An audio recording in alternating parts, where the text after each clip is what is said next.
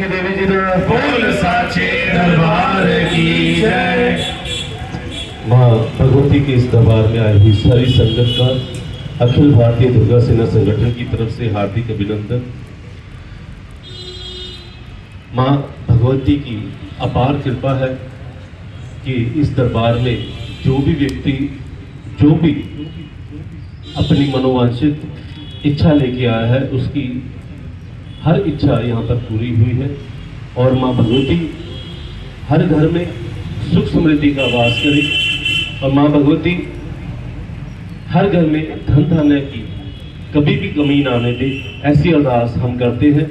और पूरे विश्व में सभी धर्मों का आदर और सत्कार हम अपने जितने भी यहाँ पर श्रद्धालु आते हैं उनको यही सिखाते हैं कि सब जो धर्म है वो एक है। अव्वल अल्लाह नूर उपाया कुदरत दे सब बंदे, एक नूर को सब जग उपजा कौन भले कौन मंदे। और यही बात है कि आज पूरे विश्व में माँ बगलामुखी का जो हम प्रचार कर रहे हैं और प्रचार करके माँ भगवती का घर घर में हमने जो पूजन और पाठ शुरू करवाया है वो हमेशा की तरह यहाँ पर बहुत ही हमें उसका मान मिलता है, सम्मान मिलता है। क्योंकि हम अगर अपने इष्ट देवता की पूजा करते हैं, जहाँ किसी भी देवी देवता की पूजा करते हैं, गुरु पीर की पूजा करते हैं, तो जो सामाजिक तौर पर और धार्मिक तौर पर हमारा जो मान सम्मान होता है उसी के कारण होता है। लेकिन उसमें कोई भी आपको घमंड नहीं होना चाहिए कि आपने सब कुछ किया। देखिए इस धरातल पर पूर्ण 4 युग थे। 4 युग, एक जो कल्प होता है उसमें 4 युग होते हैं। तो पहला युग होता है सतयुग का, फिर होता है त्रेता युग का, फिर द्वापर युग का, उसके बाद कलयुग का। अभी कलयुग की सबसे छोटी उम्र है।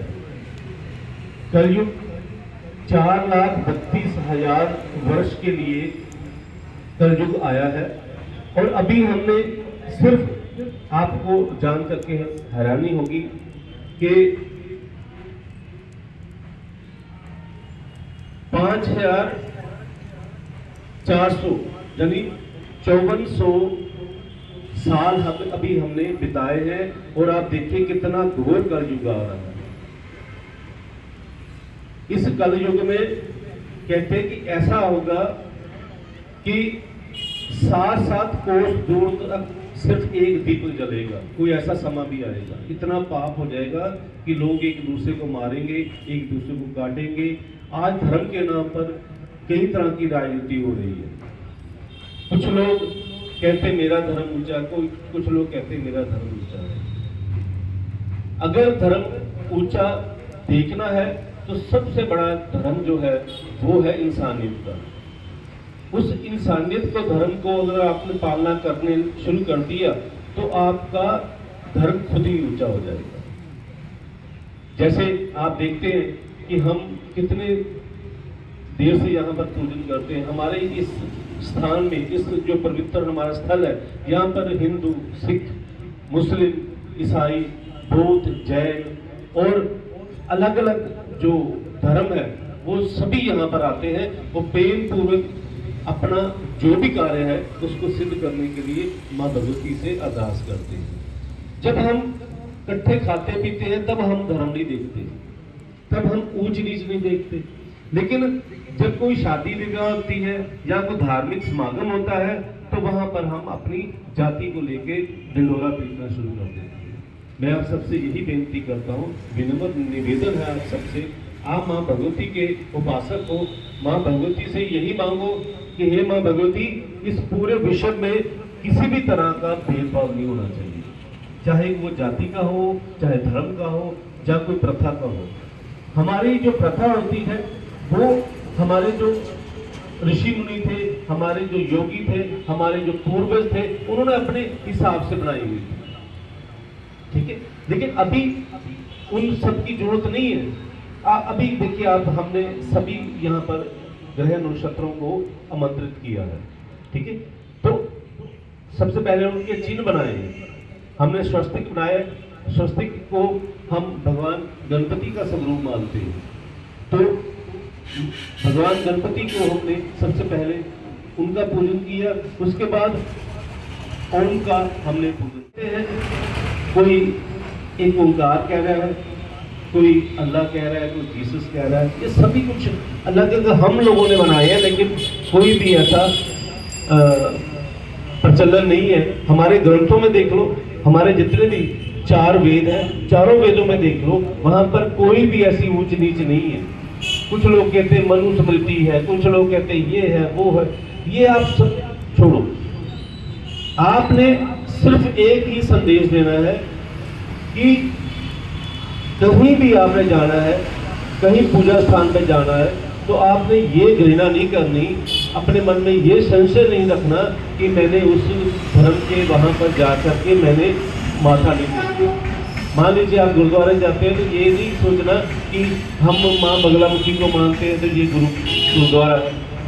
गुरुद्वारा जो है, हमारे 10 गुरु हैं जिन्होंने हमारे लिए इतनी कुर्बानियाँ दी, उनको याद करने के लिए गुरुद्वारा है।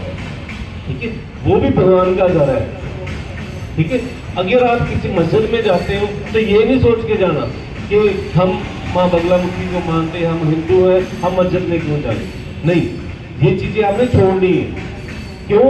क्योंकि आज हम लोगों के पास सबसे ज्यादा जो हम समय व्यर्थ करते हैं वो अपने मोबाइल फोनों पर करते हैं, और मोबाइल फोन हमें क्या दिखा रहा है? सिर्फ नफरत सिखा रहा है और कुछ नहीं सिखा रहा है। मैं किसी भी पार्टी से संबंध नहीं रखता, राजनीतिक पार्टी से मेरा कोई संबंध नहीं है, लेकिन मैं आपसे ये कहूंगा, अगर अपने बड़े बुजुर्ग किसी को हम पूजा करते हैं, उनकी हम आराधना करते हैं, उनकी हम इज्जत मान करते हैं, तो उम्र के हिसाब से करते हैं। मान लीजिए हमारे जो प्रधानमंत्री हैं मोदी जी, ठीक है, वो प्रधानमंत्री इसलिए बने क्योंकि हम सब ने उनको वोटिंग की और उसके बाद वो प्रधानमंत्री बने। ठीक है, अब कुछ लोग उनको गाली निकालते हैं। ठीक है, अब अपोजिशन में राहुल जी हैं, कुछ लोग उसको गाली निकाल रहे हैं, तो कल को जीत भी सकते हैं। तो कल को जीत के जब आएंगे तो उसका मतलब ये थोड़ा है कि उसको हम फिर कहेंगे ले चल तो ऐसे घूम रहा था, है ना। लेकिन उसका मुकद्दर जब उसका साथ देगा तो वो जीत के फिर वो भी प्रधानमंत्री बन सकते हैं। लेकिन प्रधानमंत्री की जो प्रतिष्ठा है, प्रधानमंत्री की जो पदवी का सम्मान है, वो हम सबको करना चाहिए। ऐसे ही हम किसी भी धर्म में पैदा हुए हैं, अगर अपने धर्म को ही सबसे ऊंचा करना है तो पता ना, मैं जो करता बकरा उसका हलाल कैसे होता है। ठीक है, लेकिन आपने यही सोचना है। मेरे को कुछ लोग ऐसे भी कहते हैं कि ये सेकुलर है। सेकुलर होना तो पाप नहीं है। हमारे माँ बाप ने यही सिखाया था कि कभी किसी को नीचा नहीं दिखाना, ना किसी को नीचा महसूस करवाना। ठीक है, तो मैं सेकुलर हूँ, मेरे को कहते हुए ये शर्म नहीं आती, मेरे को कहते हुए कोई भी मेरे को डर नहीं लग रहा कि मैं अपने आप को सेकुलर करूं। सेकुलर का मतलब होता है कि मैं सभी धर्मों को मानने वाला हूँ। मैं मस्जिद में भी जाता हूँ, मैं गिरजा में भी जाता हूँ। ठीक है, आप देख लेना 25 दिसंबर को आप मेरे पास आ जाना, मैं वहां पर शाम को वहां पर गिरजा में होऊंगा। ठीक है, जो धर्म बने हैं वो धर्म एक नदी के समान है। तो जितने भी धर्म है वो नदी के समान है, और नदी जो किस ओर जाती है? सागर की ओर, और जो सागर है वो परम पिता परमात्मा है। ठीक है, तो उस परम पिता परमात्मा की अगर शरण में जाना है तो किसी भी नदी में आप बहना शुरू कर दो तो आप उस सागर में ही समाओगे, उस अपने परम पिता परमात्मा को ही प्राप्ति आपकी होगी। तो ये सब आपने ये सोचना है कि हमने अभी सिर्फ 5400 वर्ष हमने बिताए हैं। ठीक है, उस बाकी जो बचा हुआ है तकरीबन मान लीजिए कि 3,26,000 साल से ऊपर जो है, उसमें कितनी हमने योनियां भुगत लेनी है। कुत्ते भी बनना है, हाथी भी बनना है, घोड़े भी बनना है, ठीक है, वो सारी जोनियां हमने भुगतनी है। लेकिन सबसे उत्तम जोनी जो है वो मनुष्य की जोनी है। उस योनि में आप अपने दिमाग का इस्तेमाल कर सकते हो। दिमाग तो जानवर का भी होता है, खाने पीने में वो भी इस्तेमाल अपने हिसाब से करते हो। अपनी आंखों से जो देखते हो, अपने कानों से जो सुनते हो, वो महसूस भी कर सकते हो। आप में फीलिंग्स पावर भी है। तो वो सब कुछ जो है वो कब होता है? जब आपका अंतर्मन शुद्ध हो। तो आप यही सोचो कि उस घोर कलयुग में हमारी जो संतानें जानी है, उनका बचाव कैसे होगा। मैं अपने लिए नहीं कह रहा, हमारे बच्चे जो आएंगे, आगे बच्चों के बच्चे जो होंगे, उनके आगे बच्चे होंगे, उन तक जब हम वो हमारा ये सामान जो निकल के पहुंचेगा तो कैसा होगा। हमारे शास्त्रों में ये भी लिखा है कि 11 साल की जो बच्ची है वो नानी बन जाएगी, तो 9 साल की बच्ची या 8 साल की बच्ची माँ बनेगी। आप ये खुद सोचो कैसा कलयुग आएगा। अभी हम 8 साल की या 7 साल की बच्ची को कंजर के रूप में पूजते हैं, ठीक है। तो मैंने देखा है कई जगह पे ये सब कुछ होना शुरू हो चुका है। तो इस कलयुग से अगर बचना है तो अपने आप को अपने इष्ट देवता की शरण में ले जाओ और अपने मन को शुद्ध करो। अपने बच्चों को शुद्ध विचार दो, अपने बच्चों को अच्छे विचार दो, अपने बच्चों को हमेशा भातृभाव सिखाओ, अपने बच्चों को सद्भावना सिखाओ, अपने बच्चों को संस्कार दो, संस्कृति के बारे में बताओ। तो दुनिया में आपका भी नाम रहेगा और आपके बच्चों के जो उनके कर्म है वो आपको चिर दुनिया तक आपको याद रखता है, ठीक है। एक बार सभी ने जयकारा बोलना। जयकारा बोलने के बाद माँ भगवती का हम जो आज का हवन यज्ञ है वो शुरू करते हैं। जयकारा बगलामुखी देवी जी का, साचे दरबार की जय। जय माता दी। मध्य सुधावती मणिमंडप तन्वेदाम सिंहासन परिगताम परिपीतवर्णम पीतांबर वर्णम देवी संग्रामी धृत बुद्धगर वैरी जीवन स्वर्णासम संस्था जीवाग्राम दे करें देवी वामीन शत्रु प्रबंधी गदा पे गतीन चात्र दक्षिणी पीतांबरा दया दीप जुनामी समस्त कार्य हेतु मंगल कार्य हेतु अमंगल हरण हेतु हे पीतांबरी शरणागते सर्व कार्य सिद्धि गुरुति नमस्तु नमो नमः। स्वामीं बगलामुखी सर्वदुष्टान वाचं मुखं पदं स्तंभे जीवा किल्लय बुद्धि विनाशे हरिं ओम स्वाहा। ओम हरीं बगलामुखी सर्वदुष्टानं वाचं मुखं पदं स्तंभे जीवा किल्लय बुद्धि विनाशे हरिं ओम स्वाहा। ओम हरीं बगलामुखी सर्वदुष्टानं वाचं मुखं पदं स्तंभे जीवा किल्लय बुद्धि विनाशे हरिं ओम स्वाहा।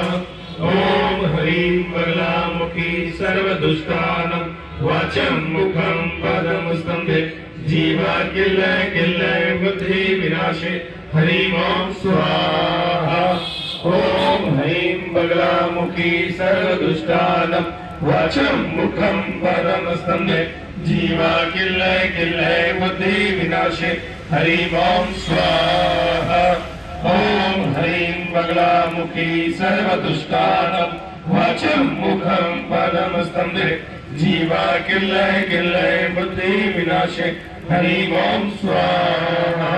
ओम हरीं बगलामुखी सर्वदुष्टानं वाचं मुखं पदं स्तंभे जीवा किल्लय बुद्धि विनाशे हरिं ओम स्वाहा। ओम हरीं बगलामुखी सर्वदुष्टानं वाचं मुखं पदं स्तंभे जीवा किल्लय बुद्धि विनाशे हरिं ओम स्वाहा। ओम हरीं बगलामुखी सर्वदुष्टानं जीवा किल्लयवते विनाशे हरिं ओम स्वाहा। ओम हरिं बगलामुखी सर्वदुष्टानं वाचं मुखं पदं स्कंदे जीव किल्लयवते विनाशे हरिं ओम स्वाहा। इसी के साथ लेती हूँ इजाजत। नई और ताज़ी खबरों के लिए जुड़े रहें अखंड समाचार के साथ। हमारे चैनल को लाइक, सब्सक्राइब और हाँ, लास्ट में बेल आइकन दबाना मत भूलना। धन्यवाद।